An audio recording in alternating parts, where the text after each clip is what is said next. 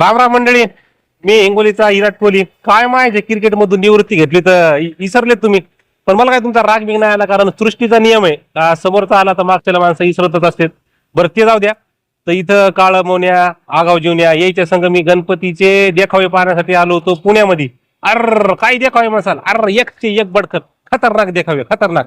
आणि तुम्हाला खोटं नाही सांगत, रातच्या 2 वाजता आम्ही श्रीमंत दगडूशेठ हलवाई गणपतीच्या दर्शनासाठी गेलो होतो.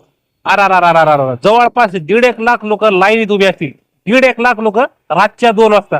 तर तेवढी गर्दी पाहून काळ मोन्या मला म्हणलं का हे लोक म्हणे व्याख्यानाला नाही येत म्हणे, वक्तृत्व स्पर्धेला नाही येत म्हणे, आणि वाचन स्पर्धा जर ठेवली समजा पुस्तकाची तर तिथे येत नाहीत म्हणे, पण इथे यायले. तर मी म्हणलं काहाचं कंपॅरिझन का असं करायला म्हणलं तू मावण्या.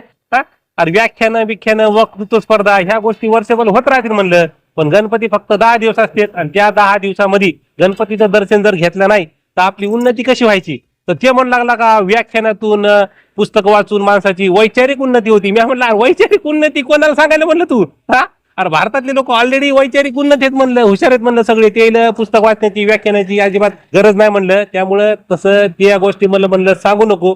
आणि राहिला प्रश्न म्हणलं भारतीय लोकांच्या उत्साहाचा, तर उत्साह म्हणलं पाय रातच्या 2 वाजता 1.5 लाख लोक लाईनीत उभे येतं. लाईनीत 1.5 लाख लोक. आप्पा बोळण चौक म्हणजे पार शनिवार वाड्यापासून होती लाईन इकडं पार आहे. त्या म्हणलं उत्साह कमी नाहीत म्हणलं भारतीयाचा. तर आप्पा बोळण चौक पाहून काळ मोन्या मला म्हणू लागलं का एवढी गर्दी लोक पुस्तक विकत घ्यायला करत नाहीत. मी म्हणलं तू गप्प बस आता, तूही वैचारिक उन्नती म्हणलं जास्त झालेली म्हणलं दिसायली. त्यामुळं मी इथं दर्शनासाठी आलेलो आहे. मला म्हणलं दर्शन घेऊ दे. तर आम्हाला एकंदरीत 5-6 तास दर्शनाला लागले, त्यामुळे थकलो. आणि आता सकाळी सकाळी म्हणलं व्हिडिओ करून तुम्हाला सांगावं का असं असं झालेलं आहे सगळं. त्यामुळे तुम्ही सुद्धा स्वतःच्या परिवाराची काळजी घ्या. गणपती बाप्पा मोरया. जय हिंद, जय महाराष्ट्र.